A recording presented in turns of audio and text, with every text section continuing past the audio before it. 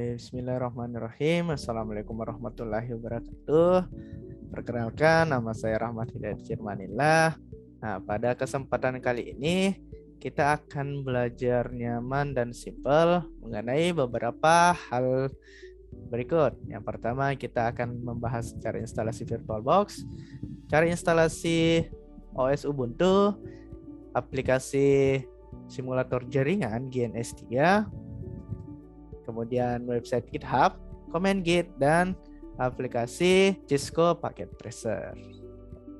Oke, selanjutnya kita akan menyiapkan software yang akan kita gunakan sebagai tempat penginstalan si Ubuntu kita. Nah, software yang kita gunakan kali ini yaitu Oracle VM VirtualBox.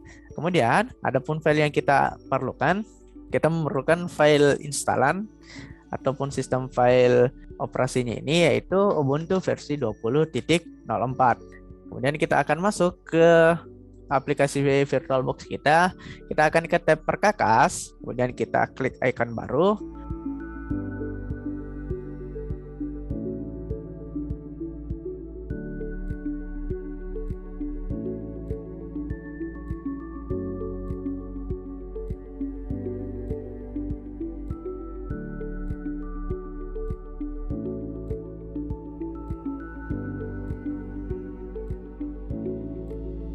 Ini ada Ubuntu versi 20.04. Nah, kemudian kita klik icon gear ini, kemudian kita ke tab penyimpanan. Setelah itu kita pilih gambar disk kosong ini, kemudian kita pilih bar disk dengan ada segitiga kecil di bawah, kemudian kita pilih sebuah berkas disk.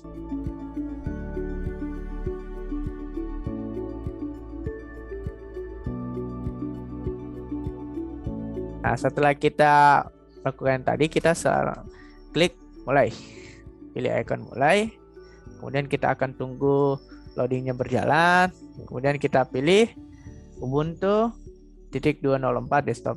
Nah, kita akan pilih yang ini, kemudian kita klik mulai.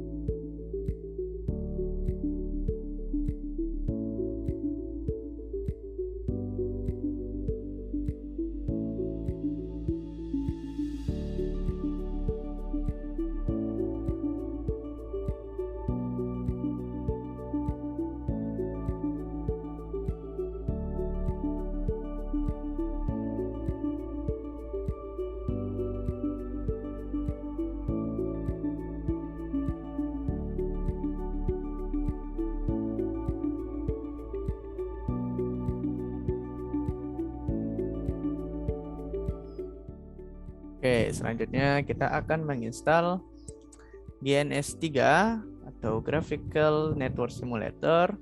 Nah, software ini gunanya untuk mensimulasikan jaringan komputer, baik itu dari jaringan yang sederhana sampai jaringan komputer yang kompleks. Oke, kita langsung saja masuk ke Ubuntu kita. Nah, sini saya telah menyediakan beberapa step untuk menginstalasi GNS3 dan juga router C7200. Oke, yang pertama GNS3 kita dapat buka melalui link berikut. Nah, kemudian kita pilih Linux, kemudian download. Nah, nanti tampilannya akan seperti ini. Kita akan pakai yang sudah kita copy.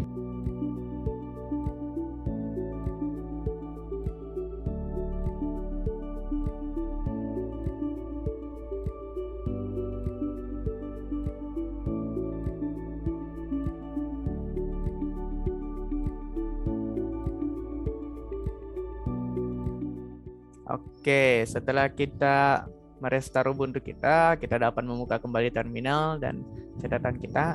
Nah, kemudian kita akan jalankan step ketiga.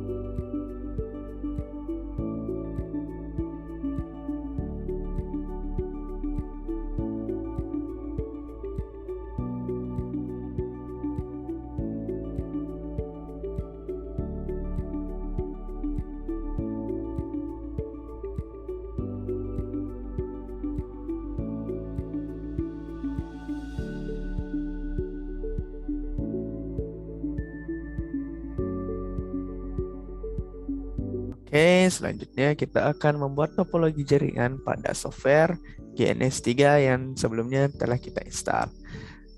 Nah, untuk topologi jaringan di sini kita akan menggunakan topologi hybrid yang kurang lebih konfigurasinya akan seperti ini dengan kita menggunakan 3 router, 3 switch, serta 9 PC atau 9 klien. Oke, kita langsung saja ke Ubuntu kita.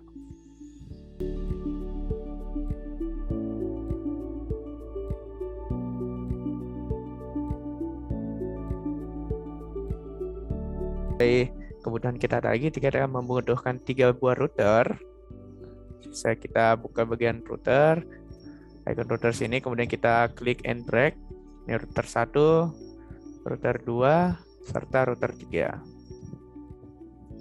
Kemudian di bagian switch, kita akan lihat di bagian sini kita akan menggunakan Ethernet switch.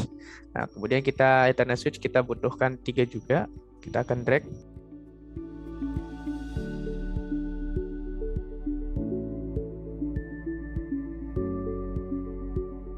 Selanjutnya kita akan membutuhkan 9 buah PC client atau end user.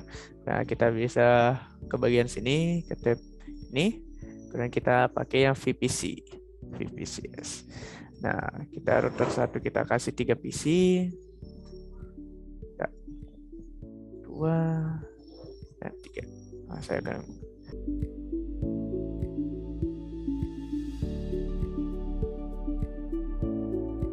kita akan menghubungkannya gunakan link di sini.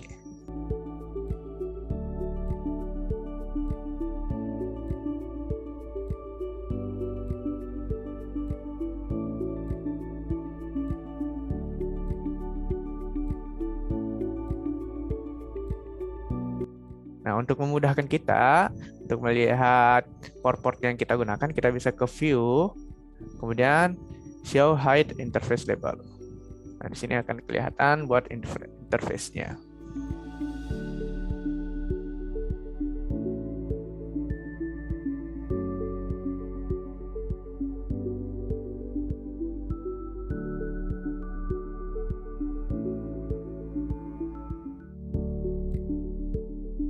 Start dulu. Kita akan start dulu.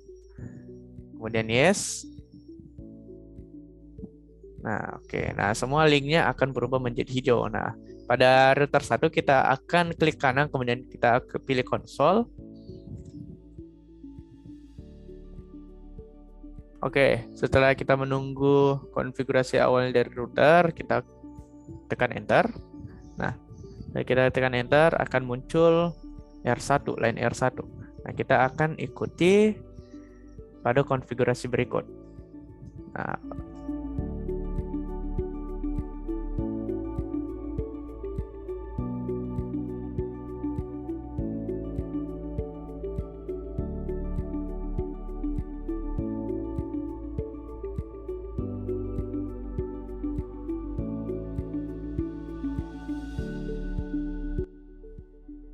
oke, konfigurasi ketiga routernya telah selesai. Kita bisa close terminalnya. Oke, kemudian setelah kita mengkonfigurasi routernya, kita akan mengkonfigurasi setiap PC yang ada di jaringan ini. Caranya dengan klik PC-nya, kemudian klik kanan, kemudian kita konsol. Oke, di sini sudah muncul tampilan terminalnya. Kita kembalikan note-nya. Di sini juga saya sudah sediakan note untuk setiap IP address tiap PC-nya. Nah, kita sisa ikutin tiap step-nya.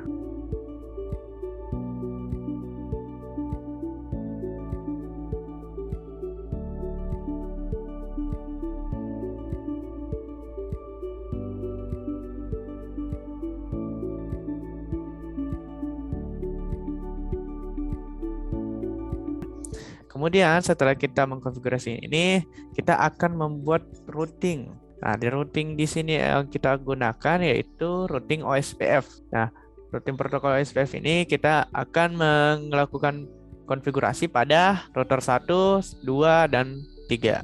Oke, kita akan klik router 1, kemudian kita pilih konsol. Sama seperti konfigurasi router awal tadi, kita akan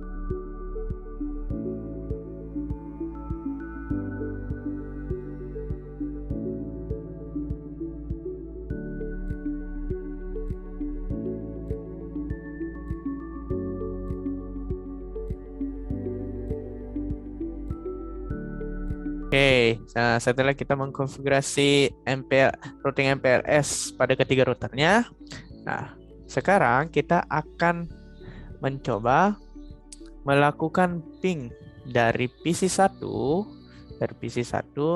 menuju PC7.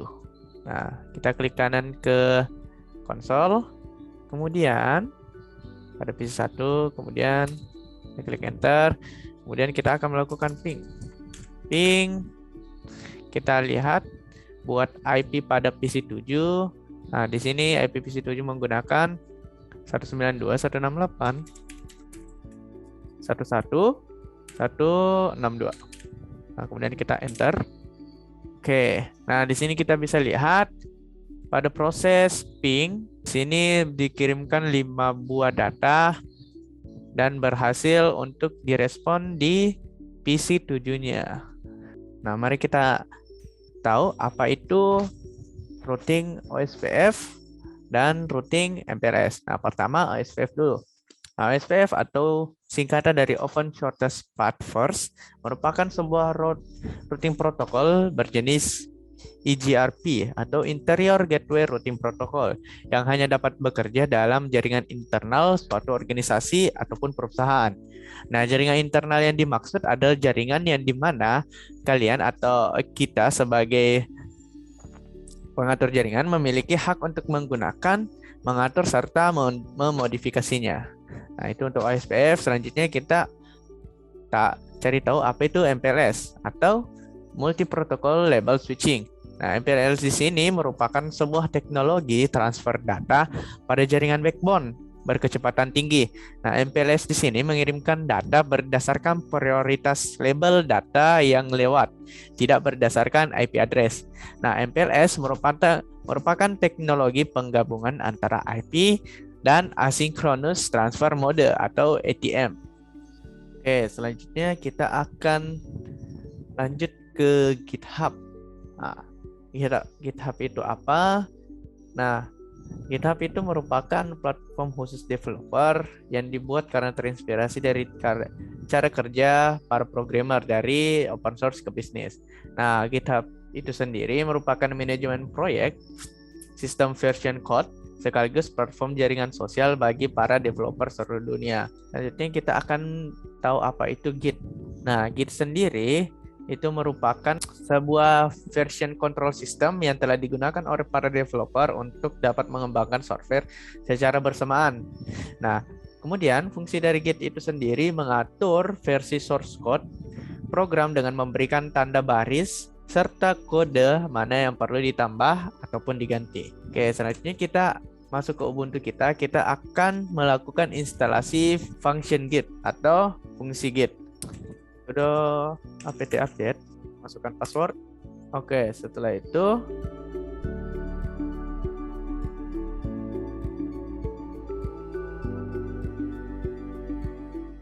selanjutnya kita akan membuat akun GitHub. Kita masuk ke website GitHub-nya yaitu github.com.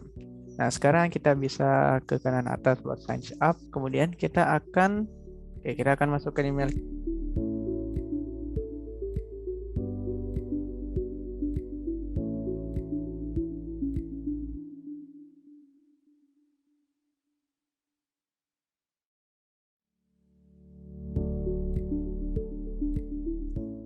Oke, karena sebelumnya kita telah menginstal fitur Git di Ubuntu kita, sekarang kita ingin tahu bagaimana pengimplementasian Git atau fungsi Git tersebut. Oke, di sini saya telah menyediakan step-step untuk melakukan fungsi-fungsi pada Git. Nah, di sini yang pertama kita akan lakukan git config global username dan ketik nama Anda di sini gunanya untuk memberikan username yang akan kita gunakan di dalam terminal untuk komen Git kita. Kita tuliskan dulu. Oke, di sini buat namanya bebas ya. Kita sesuaikan saja dengan kebutuhan teman-teman. Oke, kemudian di sini kita gunakan buat user email. Sini email, gunakan email inisial aja. Oke, selanjutnya kita akan melihat dengan komen git config min list. Di sini kita akan melihat konfigurasi daftar konfigurasi yang telah kita buat. Nah, di sini bisa kita lihat username dan email saya di sini sudah masuk sesuai dengan yang saya inputkan tadi. Selanjutnya kita masuk ke Nano. Nah, kemudian kita enter. Nah, di sini kita akan sesuaikan. Nah, karena saya sebelum menjalankan perintah ini sebelumnya, maka di sini kita akan ubah. Nah, pada saat teman-teman pertama kali running di sini akan tertulis atau akan diisi dengan data yang sesuai teman-teman isi pada user.name sama user.email. Itu akan diisi secara default. Nah, di sini kita akan isi secara manual saja. Oke, kemudian kita Ctrl S dan Ctrl X. Oke, selanjutnya di sini kita akan masuk ke website GitHub-nya. Nah, silahkan teman-teman login menggunakan akun yang telah dibuat. Kemudian kita ke New. Bagian sini kita akan buat repository baru. Kemudian misalnya kita masukkan contoh, kita buat nama repositorinya contoh Git. Kemudian kita kasih deskripsi, kemudian di public, kemudian add readme new filenya kita checklist, kemudian kita create a repository. Oke, di sini kita sudah buat. Nah, kemudian buat link GitHub-nya kita bisa copy di bagian sini. Kemudian kita kembali ke terminal kita, buat dulu git clone. Gunanya git clone ini apa? Gunanya itu untuk membuat repository juga di Ubuntu kita. Kalau sebelumnya tadi kan kita buat di GitHub-nya, sekarang kita buat cloningannya di Ubuntu kita dengan komen git clone, kemudian kita pastekan link yang tadi, kemudian kita enter. Oke, setelah selesai kita bisa ls untuk melihat folder kita tadi sudah tercloning. Nah, di sini kita bisa lihat contoh git. Nah, kemudian kita masuk ke folder kita, cd contoh git. Setelah itu, di sini kita ada echo, kemudian nama repository. Nama repository kita itu contoh git. Kemudian ini .md. Nah, di sini gunanya apa? Di sini gunanya kita akan memasukkan nama repository kita ke dalam file readme.md. Oke, setelah itu kita git init. Gunanya apa? Untuk menginisialisasi folder contoh git kita ini, atau folder yang telah kita cloning. Kemudian kita enter. Nah, di situ sudah terinisialisasi. Kemudian kita git add readme. Gunanya apa? Git add readme ini kita gunakan supaya file ini ditambahkan ke dalam GitHub-nya atau kita kirim ke website GitHub-nya. Kemudian kita enter. Setelah itu kita git commit.minm, kemudian keterangan commit. Nah, di sini git commit.minm-nya di sini ini merupakan tanda revisi atau sebagai keterangan revisi. Nah, min-m-nya ini sebagai komentar pada hasil revisiannya.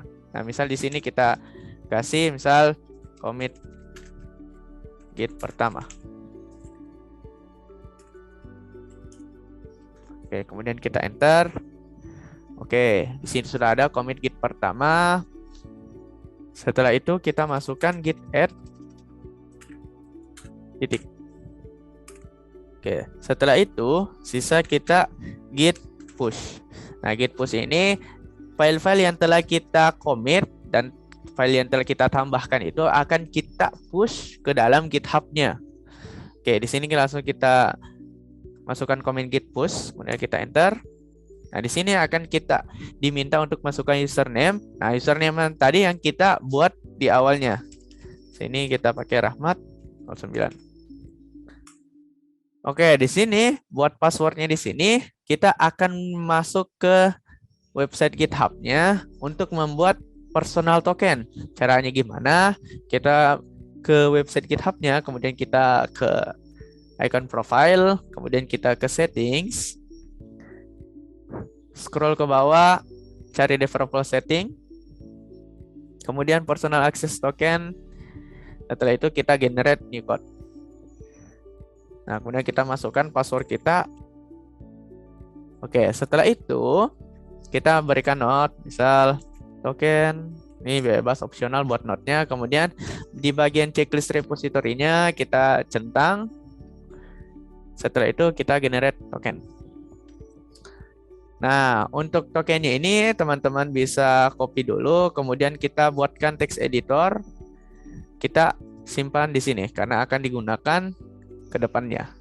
Setelah itu kita bisa kembali ke halaman GitHub kita, kemudian kita masuk ke folder kita, repository kita. Oke, selanjutnya pada di terminal kita akan kembali ke sini, kemudian kita akan paste token yang tadi, kemudian kita enter. Oke, di sini kita bisa lihat, sini sudah ada feedbacknya, kemudian kita bisa lihat langsung ke GitHub-nya, kita bisa refresh. Nah, di sini kita sudah bisa lihat commit Git pertama ini sesuai dengan yang kita berikan komentar pada terminal tadi, commit Git pertama di sini. Commit Git pertama. Nah, di sini berarti Git kita ini sudah berhasil kita push. Oke, selanjutnya kita akan melakukan penambahan file. Kita akan push file ke dalam repository kita. Kita misal buat satu file txt saja. Misalnya kita nano, nama filenya txt. Setelah itu kita enter. Halo, selamat siang semua. Kemudian kita Ctrl S, Ctrl X. Setelah itu kita akan git add nama file sebelumnya. Add file text.txt. Oke, setelah itu kita akan cek statusnya. Kita akan cek status file yang sebelumnya dengan git status. Git status, kemudian kita enter. Nah, di sini sudah terdeteksi ada new file. Itu file text.txt. Oke, kemudian kita akan langsung commit saja dengan git commit min-m, kita kasihkan keterangan commit file txt misal. Oke, kemudian kita enter. Nah, di situ sudah siap di commit, kemudian kita push. Oke, kita push. Kita akan masukkan username dan token tadi yang tadi. Kemudian kita paste, enter. Oke. Nah, sudah berhasil, kita bisa langsung lihat di sini. Kalau kita refresh, akan ada satu file baru bernama file text.txt. Nah, di sini commit file text. Kemudian kita akan melakukan pull branch. Atau kita akan buat branch baru dengan komen git checkout min b. Kemudian kita berikan nama branch-nya, akar baru. Kemudian kita enter. Nah, di sini akan otomatis kita akan langsung masuk ke branch yang telah kita buat sebelumnya. Kemudian kita git status untuk mengecek status kita. Nah, di sini kita bisa lihat on branch akar baru. Berarti kita sudah berada di branch yang kita buat sebelumnya. Kemudian kita bikin satu file git nano ini text.txt. Oke, cukup itu aja. Kemudian kita lakukan get diff. Oke, di sini get diff di sini supaya kita bisa melihat perubahannya. Nah, kemudian add index. Kemudian kita akan lakukan commit. Oke, kemudian kita akan push branch baru kita dengan git push menu origin, nama branch baru kita akar baru. Kemudian kita enter. Nah, kita akan masukkan username dan passwordnya. Kemudian kita enter. Oke, di sini sudah berhasil. Kemudian kita akan cek langsung di GitHub-nya. Nah, di sini kita sudah punya branch baru berhasil kita pull di dalam GitHub kita. Kemudian di sini sisa compare and pull request. Nah, dengan begini komen-komen yang telah kita lakukan di terminal melakukan fungsi dengan fungsi get.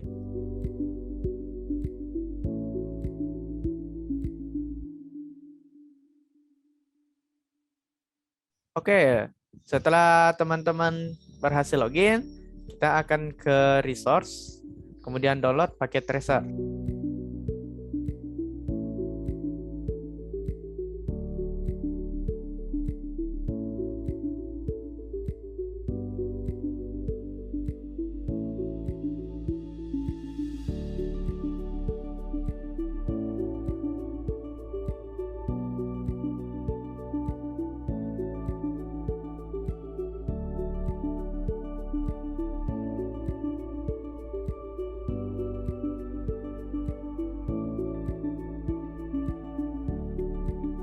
Oke, selanjutnya kita akan membuat suatu rancangan IoT sederhana menggunakan Cisco Packet Tracer.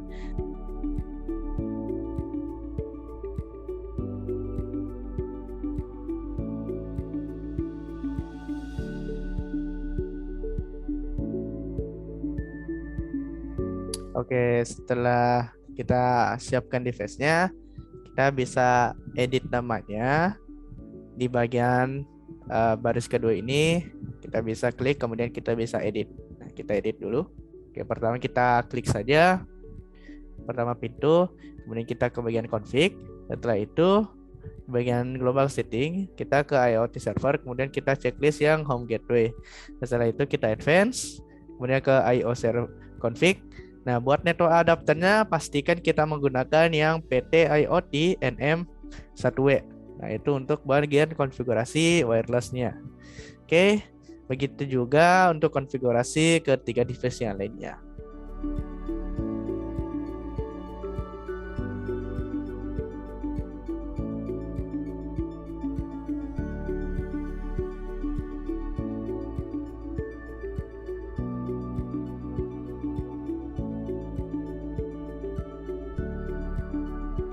Nah, garis-garis ini berarti perangkat-perangkat ini terhubung secara wireless terhadap home gateway. Oke, selanjutnya kita akan membuat konfigurasi automasinya. Kita bisa ke bagian smartphone, kemudian desktop, IoT monitor, kemudian kita akan login. Nah, di sini sudah terlihat device-device kita. Nah, hijau menandakan bahwa device kita ini aktif dan siap untuk kita kontrol. Sini bisa kita kontrol secara langsung. Oke, kita langsung saja kita buatkan satu kondisi. Oke, kondisi pertama misal pintu terbuka. Kemudian kita masukkan kondisinya. If-nya, if pintu itu open, yes true, berarti dia pintunya terbuka. Kemudian kita akan set kipasnya itu statusnya akan menjadi low. Kemudian kita tambah, kita lampunya akan jadi dim. Kemudian kita tambah sini dan jendelanya kita akan statusnya on, is true, artinya jendelanya akan terbuka. Oke, kita akan oke. Oke, selanjutnya kita akan tambah kondisi. Oke, sekarang di sini kita akan kasih kondisinya itu jendela. Apabila jendelanya itu on is false. Nah, berarti sini jendela yang tertutup. Kita akan set pintunya, kita akan kunci.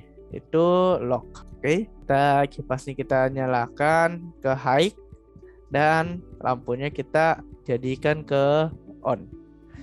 Oke, setelah kita oke. Nah, di sini dalam kondisi pintu tertutup, kita jendela ini kita tutup. Nah, pintunya akan otomatis terkunci dan kipasnya akan menjadi on dan lampunya akan lebih terang. Nah, apabila kita buka pintunya, jadi kita buka dulu. Nah, di sini dia akan buka. Oke. Oke, seperti itu buat rancangan IoT sederhananya.